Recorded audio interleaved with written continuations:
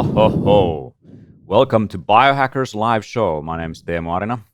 I'm your host today, and we are streaming live from the Biohacker Center studios here from Helsinki.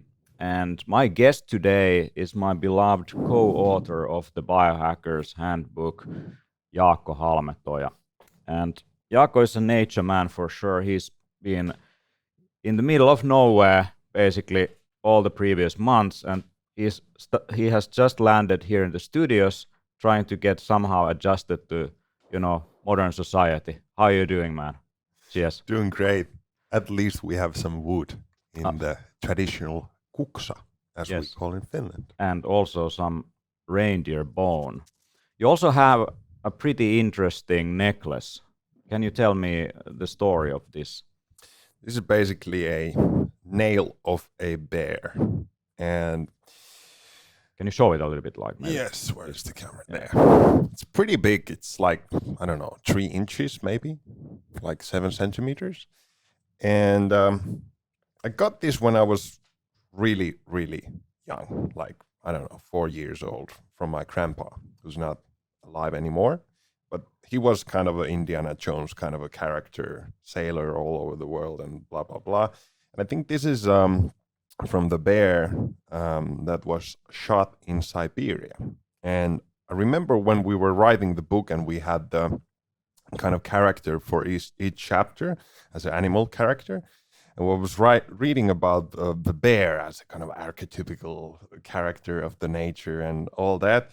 Then I realized, like, wait, I remember when I was a kid that I had this nail of a bear, and took, I think, almost 2 years, and then my sister found it from somewhere.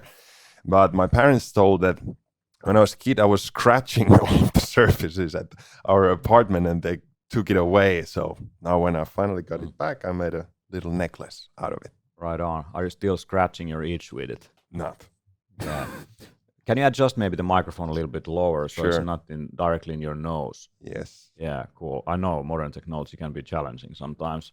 So that's what we are adjusting here.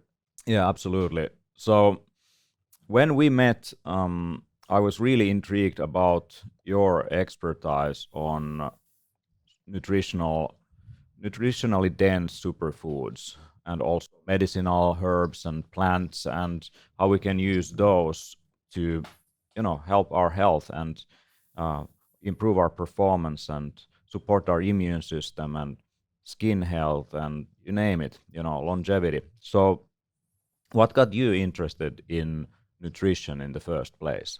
I think the long story short is that I was an athlete. For the first 20 years of my life, that was kind of the culmination point of everything that I did to get more performance in terms of sports. I was doing like, I think past 7 years, like when I was 13 or something, I started really going deep into martial arts, and that took off. And then, of course, I've been a lifelong like snowboarder, skateboarder, like street rap. So those were the 2 main areas that I was kind of involved in, different cultures in a sense. But of course, when you grew up and you are in your late teens, you start to figure out more stuff from nutrition side. And then I think the culmination point was that I started to read more about like sports psychology and more of the mental stuff, because I was just thinking that if I want to perform better, I need to understand how to work with my mind. And I was thinking that, well, I see all of this science and all that, but I want to actually know that those yogis and people who are actually training the mind like a professional athlete, not just theoretically, I want to learn from them. And basically going more into kind of alternative side of things also led me into more alternative stories about nutrition and performance and all that. And of course, my mindset was pretty black and white at that time. So I switched up from kind of classical bodybuilding diet of, teenager into raw vegan diet for a few years. So that was a pretty extreme and interesting shift, but taught me a lot. Wow. So you got you went straight on to become a raw vegan. I remember you told at some point that you were pretty much living only on juices, so you were just absorbing nutrients and not really digesting them. Mm. How did that go? And what Well, happened? I think that especially on the like first days, we just punched down a huge amounts of salads. So I wouldn't say that it was well. Of course, there were parts where I would live days on liquid diet, but that wasn't kind of the any type of a point in there. But I think that if your lifestyle is not that active in a sense that those days I was doing a lot of reading and a lot of like meditation and yoga and stuff of that nature, then the liquid part of your diet becomes much more interesting because it's very easy to focus on other things when there is no distress on your digestive system. But I So wouldn't. less sleepy and more elevated Yeah, feeling. yeah, and I think that it takes certain periods where you focus more on that, but then came the periods that you just eat like 3 kilos of vegetables a day, so you need plenty of fiber also. So I wouldn't say that that was any type of kind of a goal or point, but I remember that there were pretty long periods of times where just green juices and smoothies and elixirs and teas and all of that kind of jazz. Yeah. But yeah. Yeah, I remember when we met, I came to your smoothie studio. So you were running this one location in Tampere, a couple of hours away from Helsinki, and you had a cafeteria for all kinds of raw cakes and superfoods and amazing elixirs and all that. And down there on the basement, you had this crazy laboratory. Actually, this thing that is right behind of us, like with all these jars of medicinal herbs and all that, is kind of inspired by what I saw there back in the day. And so that was like some, you know, crazy alchemist's hideout where you're trying to make, I don't know, some elixir of youth, pretty much. At least you had all these pots around lying and things like this. This is a chaga mushroom, like boiling somewhere there. A bunch of other mushrooms, and yeah. Can you talk a little bit about your connection specifically to this mushroom because you wrote a book about this? So this is Mm. the Inonotus obliquus chaga.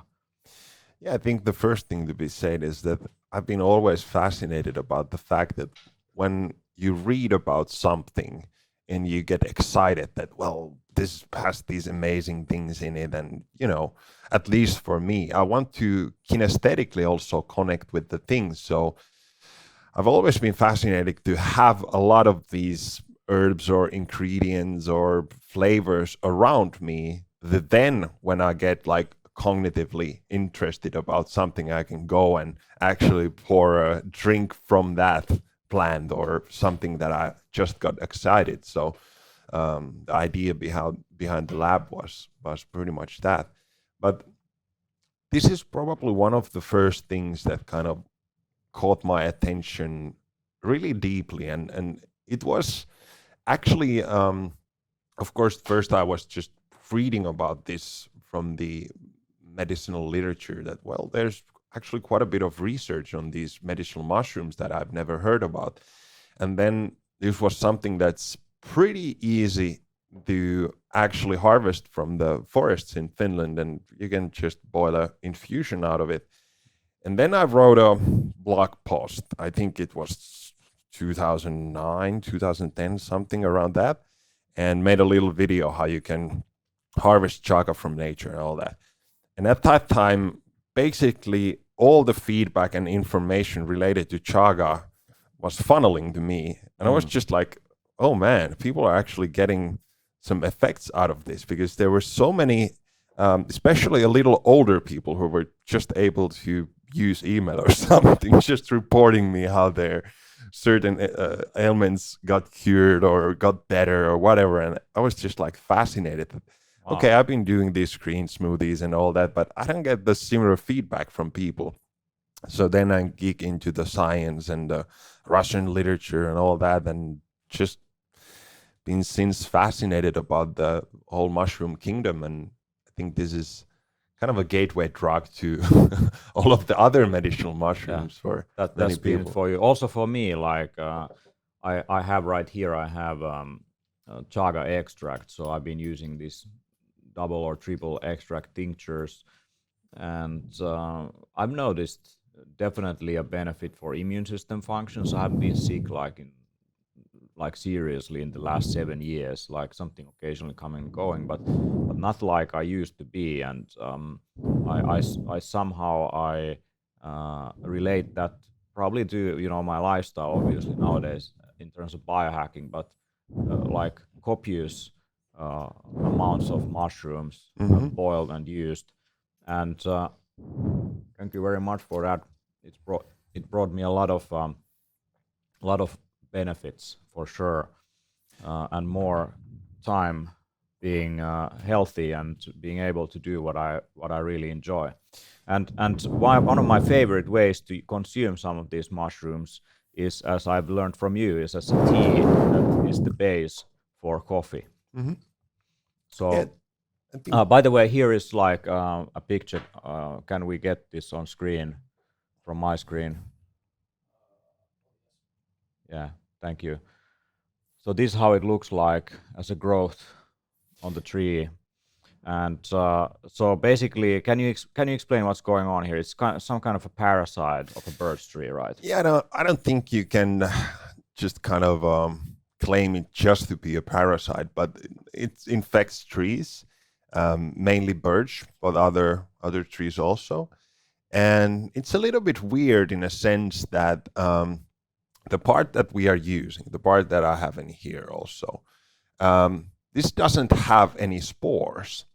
So if you think about any other mushroom, bottom mushrooms, chanterelles, or reishi mushroom, they all have in this fruiting body, so this fleshy part that you typically eat, Yeah, or like this is like yeah, the fruiting body. yeah. So it has the reishi. spores, but in case of chaga, the mushroom itself lives inside of the tree, and it produces this sterile conch on the other part of the tree.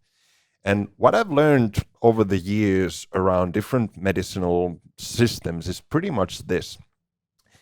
In all parts of the world, when you want to fight, let's say, viruses, where I think that especially chaga tincture, the alcohol or fat soluble fraction of chaga is especially good while traveling and all that, is that trees produce a lot stronger medicine than annual plants, that you salads, whatever, vegetables. So trees were the original chemists that are producing the complex biochemistry that can help human beings to restore the balance in their bodies that they lost in a modern lifestyle. Yeah, or just think about like how much different defense mechanisms you need to produce if you're living 100 years, 200 years, 500 years compared to an annual plant. So chaga, for example, basically eats the surface of the protective layers of the tree, and that's how it gets the betulinic acid and all of these interesting chemicals in it. And this outer part, this chromogenic complex or highly pigmented layer, this pitch black layer, is super high in different chemicals that are especially good against viruses, as I said. They did a study in Russia where they compared 33 different strains of mushrooms, and chaga had the highest antiviral activity. And I think that that's one takeaway thing from this conversation, to chaga tincture as an antiviral agent. And it's also like this year or this summer, I've been 3 different occasions in Lapland, and it's a pretty cool thing to have around when you're camping somewhere. You can just take a little piece out from the tree and boil it and have a nice chaga tea or infusion, and you can mix it with coffee or anything else. So it's a really easy to use also. Mm. So what other kind of gifts of nature are close to your heart that you find yourself, reaching, on a not necessarily daily, but at least on a weekly basis when it comes to maybe something that is not very typical that people are consuming? Um, well, what came to my mind right now is that I kind of time traveled into a certain scenario where I was probably it's been now month and a half. I haven't probably even told you, but I went to solo hike on the Lapland wilderness. I took like a propeller plane from Kilpisjärvi, out there on the border of Norway. And I walked back for 8 days alone. And it was a pretty epic trip. But one of the highlights there was this, because it's very Arctic and very highland, so there's nothing grows there. You can see, of course, rhodiola grows all over the place. And this tincture is actually made from those rose roots or rhodiolas. So it gives a little perspective on this one.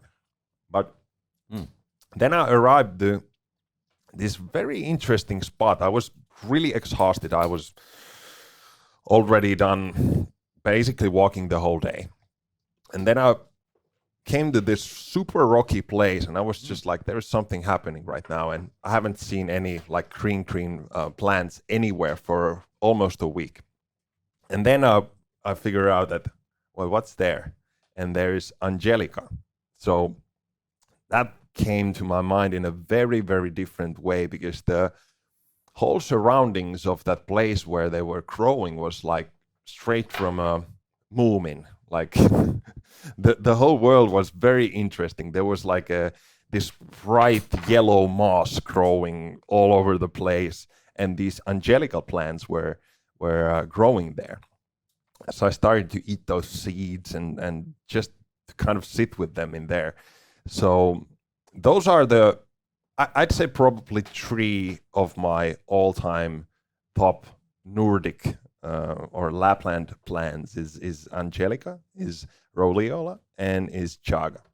And that gave me a different angle on that one, because I've never seen it in so kind of highly contrasted environment, and it was super epic. And I ate those and continued my walking, but Damn. that came to mind. Yeah, there is some questions from the chat. So Theo is asking, how do you prepare chaga coffee? So I guess I can give a quick kind of primer to it. You just boil a cup of strong chaga tea, and you use that as a base to filter your coffee. That's pretty much the easiest way to do it. You can also put the, pieces, perhaps maybe some extract powder in your coffee, and use that to filter it out. And using something like spring water would be probably the most epic way to go for it. Are there any brands you recommend for chaga tincture? Evelyn is asking. Well, I think where you're living, Harmonic Arts has a pretty solid ones in Canada, and you can of course order those from the States. Here in Finland, we basically have Puhdistamo, probably one of the only ones in here, and you'll find a good ones. But those, I basically, for myself, I made my own ones that are kind of different in a few other ways. So in terms of sourcing, would you go for something that's from Siberia, the northern part, or would you go for doesn't China? matter that much, because basically all the chaga that's used in product comes from Siberia. That's pretty much it. You can find from UK and small brands that are much more artisan in a way, and if you can, that's fine. But most of the stuff comes from Siberia. It's wild, and there is not that much difference in terms of potency or all that. And then, of course, you want to have both fractions, the alcohol soluble and the water soluble. Yeah. There's also Raven Seeker is asking about like how do you make the most out of it. So basically you make a water extract, a strong tea, and you boil that several times until you don't get this color, and then you use the remaining part to make a tincture. You leave it with alcohol like a couple of weeks. So is that the way? Correct. Yeah. That's a really good way. And of course, you don't get as strong extract as you'd get from commercial suppliers, but there's still of course, it's much cheaper and it's pretty fun. And I like to have chaga tea around because the shelf life is incredible. I can leave the whole tea on the Yeah, on room a kettle temperature. for like few weeks and doesn't go bad. So Yeah, it's super yeah. easy Yeah, to. it tells a lot about its antibacterial, antimicrobial, antifungal, antiviral properties and Sure. antioxidants. It doesn't like go bad that easily. So it's one of the best nature's preservatives also for raw cakes or something like this. Yeah. So yeah, there is also a question about okay. Yeah, by the way, if you want to join this conversation, you can just go to Biohacker Summit uh, YouTube channel. There's a chat right there for this live stream, and you can ask your questions, and we'll be happy to answer anything that comes up. There is some questions from Frederick Larson on dietary things. So, what is your opinion on instead of eating a couple of big meals per day to instead eat many mini meals during the day? Has there been any research on this? I guess like if if you're living this kind of liquid lifestyle, you are kind of Mm. sipping some kind of drink all the time. So wouldn't you be worried about like something like blood sugar, like fluctuation or something like this on a I think snacking on a constant basis? Yeah, I think with snacking is the main problem is with your teeth, with your dental health. For me, Hmm, if I get any type of blood sugar fascinating. fluctuations, of course the whole herbs are to balance that out. So the whole point of sipping the Yeah. chaga tea or reishi or all those are really good for stabilizing your Mm, blood sugar. yeah. So all the bitters, all of those are really good before the meals, after the meals to kind of balance the thing out. But I would be more concerned about the dental health, and this is what I see with many people that are snacking all the time. Hmm. They're just bombarding their teeth with acids and don't alkalize their mouth with Yeah. any type of greens or whatever. But that would be something that I would be much more concerned in a sense because if you add in at least some type of a beverage that's stabilizing your blood sugar, and it can be can be matcha, it can be chaga, it can be various types of nettle teas, whatever.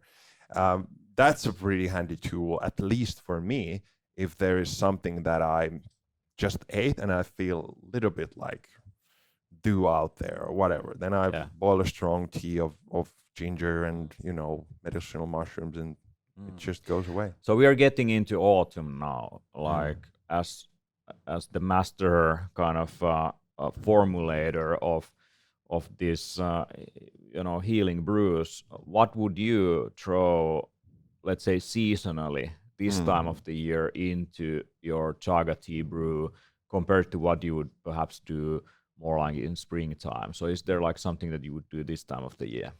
Sure, and I was just yesterday thinking more and more. I'm going to give a lecture later today about bone broth, and I did a Google kind of deep dive into the trend that when people research more about bone broth, and it was interesting to see it was only winter times when it peaked. So for the past, I don't know, 5 years or so. So that's definitely something that's at this time of the year for me kind of regenerative, much more how would I put it? Kind of a grounded and building thing that I add in. So people are doing, let's say, bone broth, and then they add something in it, it's kind of upgraded bone broth and all that. So for me, what I use, for example, to boil the bones in is a chaga tea, and then I add in, of course, the kind of thermogenic spices, fresh ginger, fresh turmeric, Hmm. and that's pretty much the staple. Then depending on the kind of angle that I want to take, I like to work a lot with nettles if I want to build bones and kind of this structural thing, and that's common with whether it was hemp, whether it was horsetail, whether it was nettle. They're really kind of destructive fibrous materials that are really high in silica and all of these other elements. But other than that, then there's the whole other route that I like to take and play around with, cacao based elixirs or Yeah. chocolate types of things or kind of turmeric lattes and all that. But I'd say that definitely the bone broth thing comes in, and I don't like to do that much ginger and turmeric during the summer days, but right now they are hardcore in every day. Yeah. Yeah, Don it is asking why am I wearing blue light blocking glasses because it's daytime. Man, you're right. I don't need these. But I've noticed that actually it makes it slightly more easier to concentrate when I'm giving a presentation or speaking in a studio like this with bright lights that we have right here. So it's kind of taxing on your eyes in having these like artificial lights going on your eyes, even at daytime. Plus, you look like Bono. So there you go. I think the Okay, I don't only necessarily need this right now. So, but yeah, Donit is also adding a point that I don't think it's healthy to get insulin and have mTOR activated all the time. He's referencing basically to eating all the time. So yeah, Sure. exactly. So you want to give a break to your system, and that's the why people would do something like intermittent fasting. And to that Back point, to of the course, glasses. that's pretty much been my rhythm for almost a decade now. I don't eat breakfast. I eat pretty simple lunch, probably pretty late, might be even 4 p.m. or something, and then the big meal as a dinner. Yeah, That's it. And if I train more and all that, probably I'd change it up a little bit. But I really like the feeling of not eating. right. And just like, Yeah, and you probably did that naturally when you were in nature Yeah. for months now. And I know you've been doing a lot of hiking and fishing. And the kind of funny trivia fact is that even though you're crazy about fishing, actually you're allergic to fish. So you like to stand there in the river for like 12 hours waiting for nothing. And when you get a fish, when you get the reward, you let it go. And I'll bring it to my girlfriend. okay, But- so someone yeah. might be enjoying Yeah. it, but why on earth someone who is allergic to fish starts fishing? Maybe there's something to be said about some type of a karmic reprogramming. I don't know. But I think it boils down to moving water. I've been fascinated about water for a really long time, and for the past 10 years also I've been pretty advocating people to pay more attention on the quality of water, and that's one of the things that I still don't see that much in the biohacker community. It can be that people are super picky about the mycotoxins in Yeah, or EMF protection. and then after all, your coffee is like 98% of water. And then it's, I don't know, filtered LA tap water or something like that. Or otherwise, I'm not a huge fan of supporting like Nestle and their Pellegrino or whatever. So Yeah, in Finland, when we have a lot of springs, that's a little bit of effort, but it's a very different story when you have all of those dissolved gases and all of the goodies, the microbes in a water that's wild. Like people understand that there is a difference between wild food and cultivated food, but you don't ever think about that with water. There's actually wild water, and then there's kind of commercial water. So after all of those experiences, going around literally like hundreds of springs in Finland and trying to understand more about the hydrological cycles and all that, it ended up that rivers, flowing water is pretty epic thing. Like that's been the highlight of the year. So many mornings when the sun rises and there's fog over the river, and I'm just in the middle of the river, just throwing the fly and all that. So I think that it boils down to the fact that it affects your mind very interestingly. When you're inside, like literally inside of the flowing water, it's almost impossible for me to try to think about something. I might do observations and kind of put it together a little bit, but it's impossible to start to kind of think about what I'm going to do tomorrow. So it's very differently dynamic meditation all the time, in a way that you dissolve your basically observations into the cycles of nature.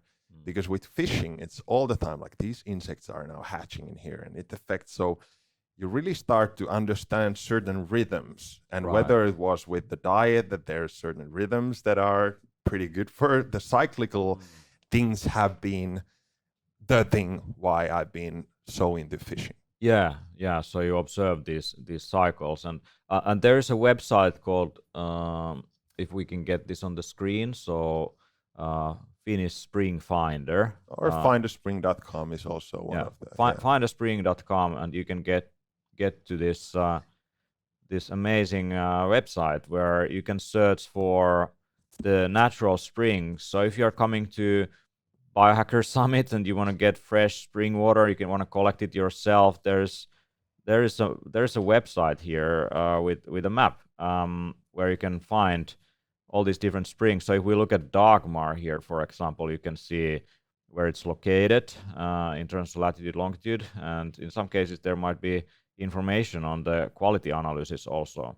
Yeah. So that's a cool website. And yeah, in terms of the structure of water, one thing that people may want to take a look at is Dr. Gerald Pollack's laboratory and his research into the fourth phase of water.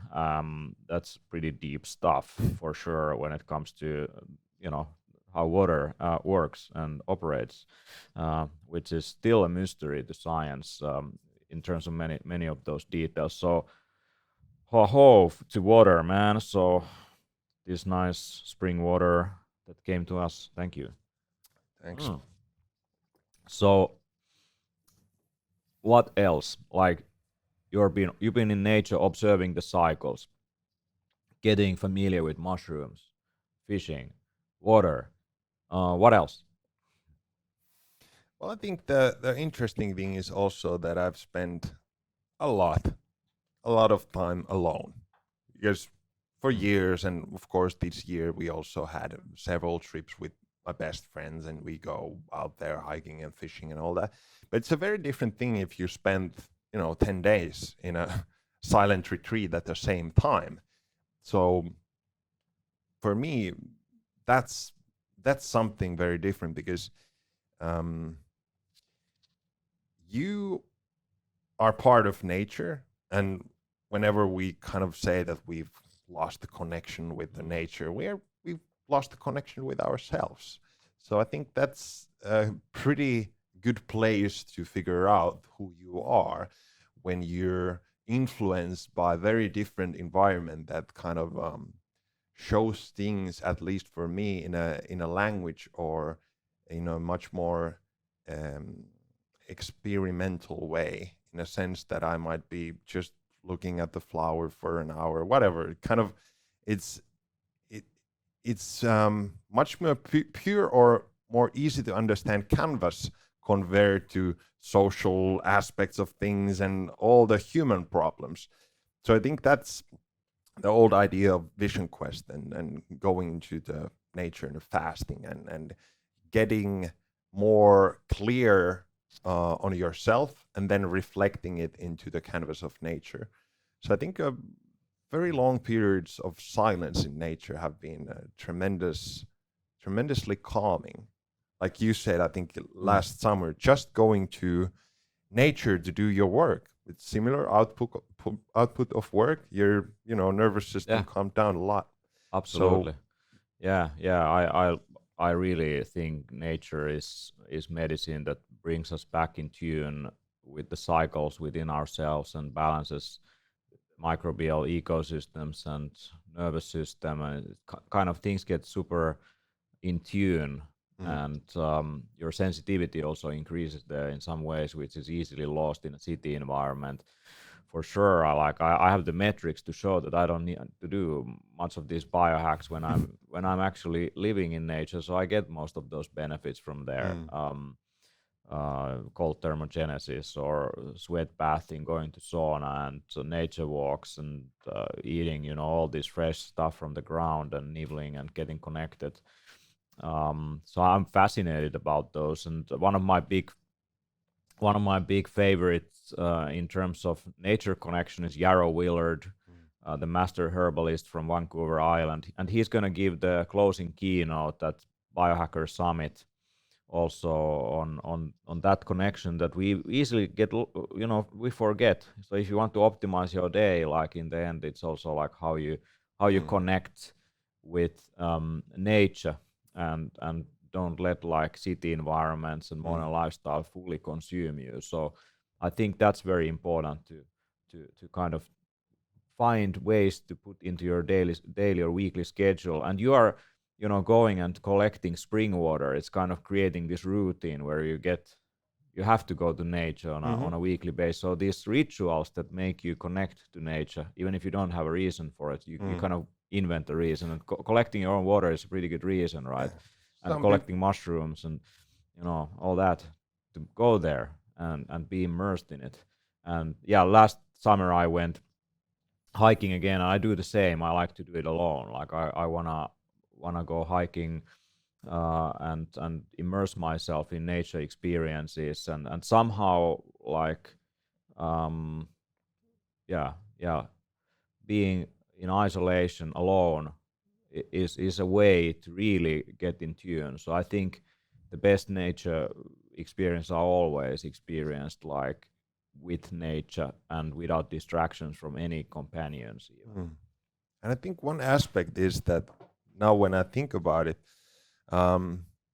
also, for example, in Lapland, when I'm out there is no Wi-Fi. If I broke my ankle, there is nobody around for days. So there's also an aspect of like literally you're in danger. And because of that, I think the sense of kind of connection and safety that you can kind of gather from nature is a very different thing. And I remember probably one of the scariest things that I've done my whole life is last time we were at the Amazon rainforest, and again out there.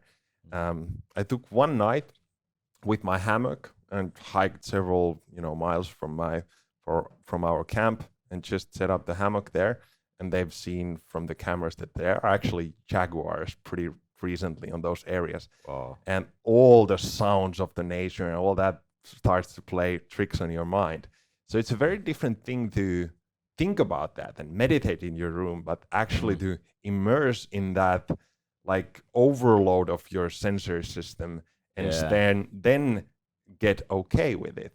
So I think there's something to be said about our kind of trauma or disconnection with people, but also how important to calm us down is to actually we feel safe with our environment. And now I don't mean the city. City is also always full of stress and you can hack that, but to be in a nature and still feel like you're not outsider there. Yeah, absolutely.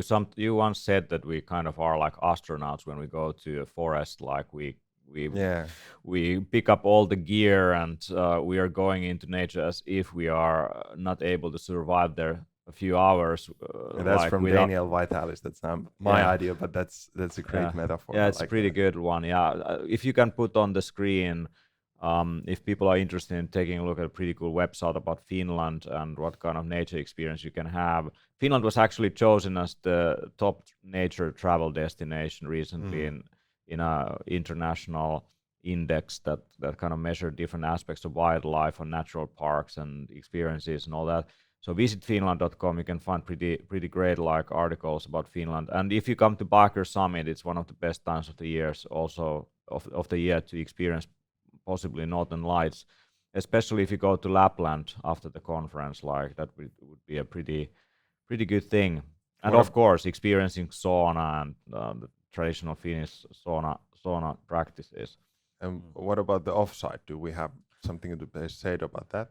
Yeah, the offsite that we have for speakers and sponsors, that's where we go into some of these kind of but it's not landscapes. Available for it's not available for everyone because there's limited space.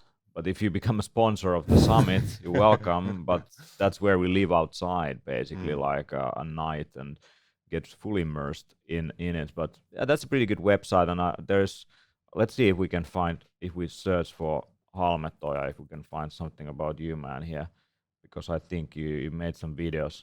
No, but there's some videos somewhere on their YouTube channel probably. If you go to YouTube, yeah, maybe there's some good videos there.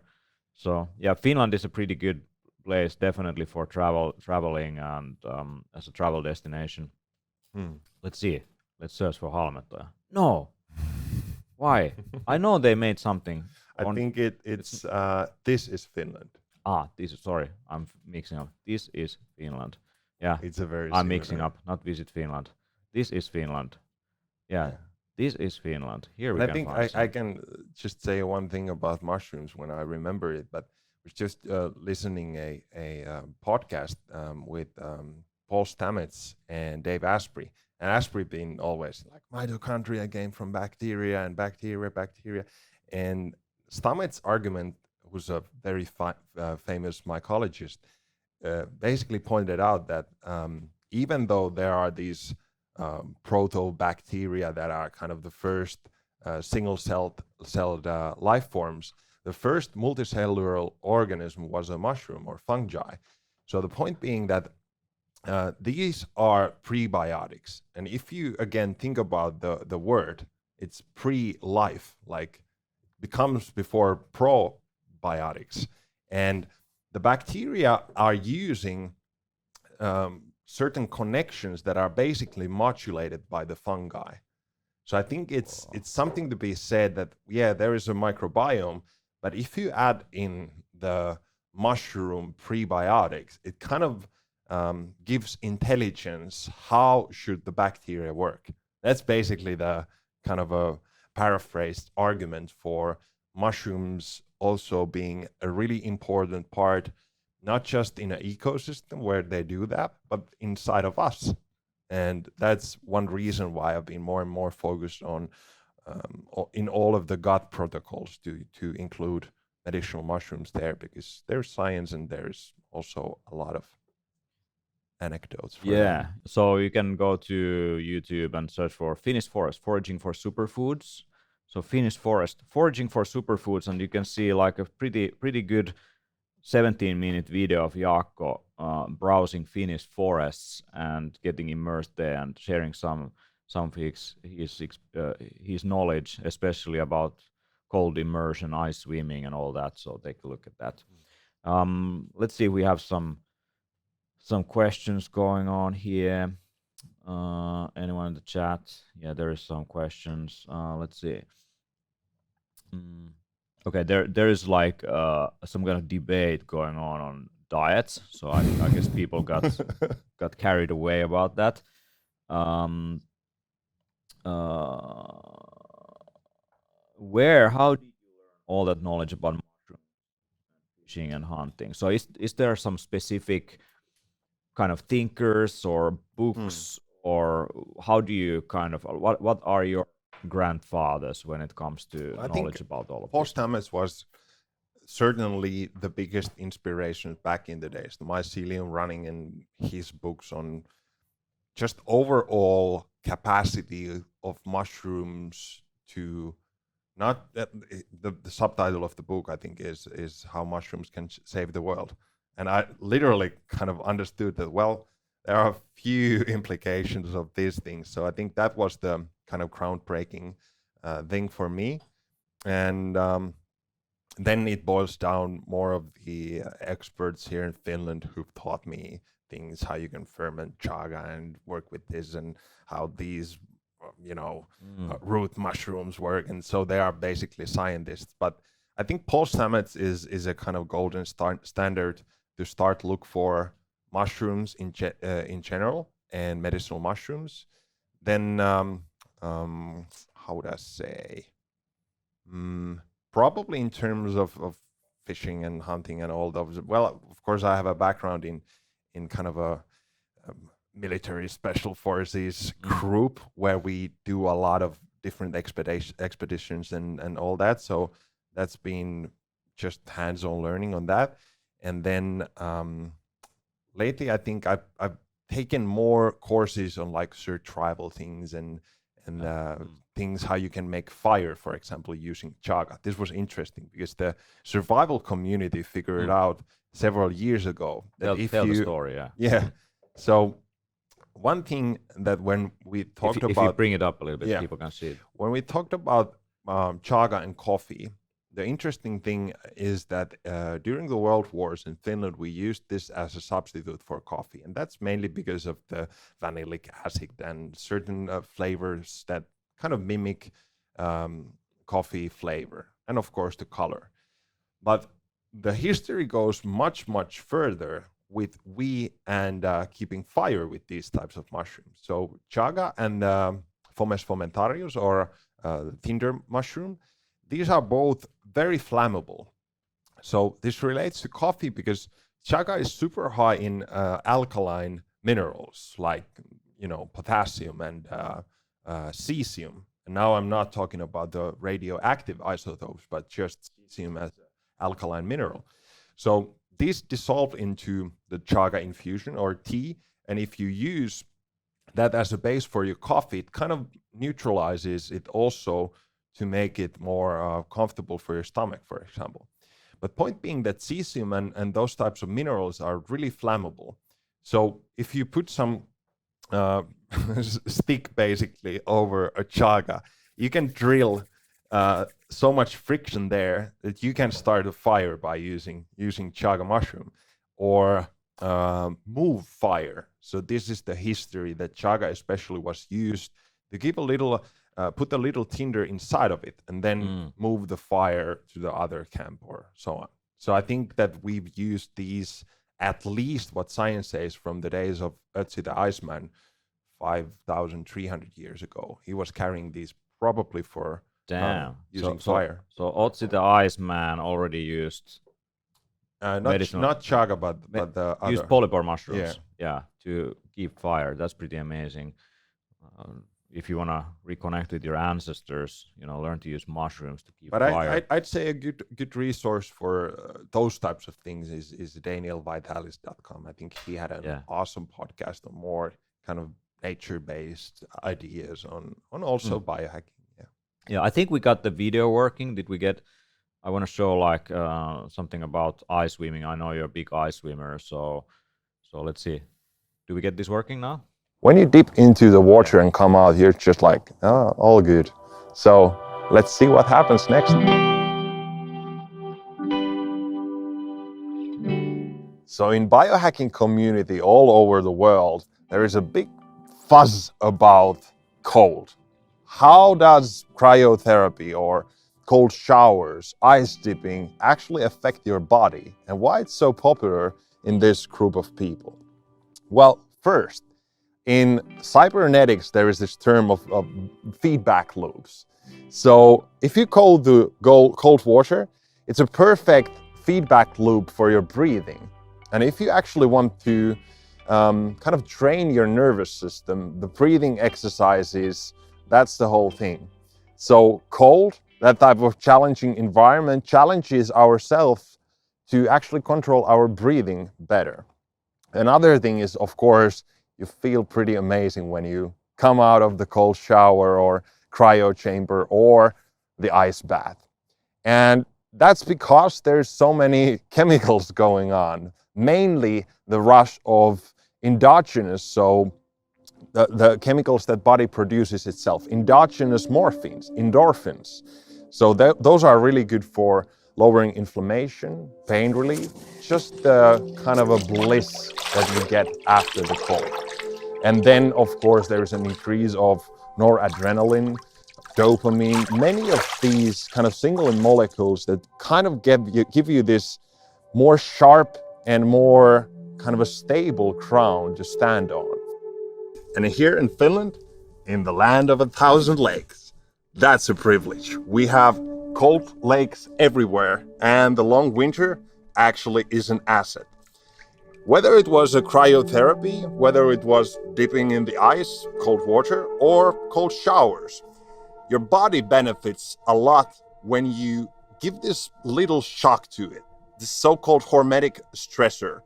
And cold activates many of the super beneficial chemical bursts, for example, called endorphins, called noradrenaline, that also makes your tissues more metabolically active in the future. So we kind of induce this brown adipose tissue. The health benefits are tremendous. And for example, for me, as a very active person, my mind starts to wander around, and sometimes cold just changes my physiological state in a way that's kind of a emotional reset button. I come from here and everything is just good.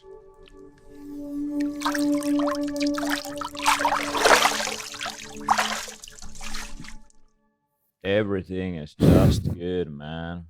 Yeah, That turned out to be stuff. much better than I thought. Yeah, it was pretty good. So if people want to really experience some of these things, best time definitely for That's cold true. immersion is November 1st and 2nd in Helsinki, Finland. We have at the conference, we have actually what we call the thermogenic spa.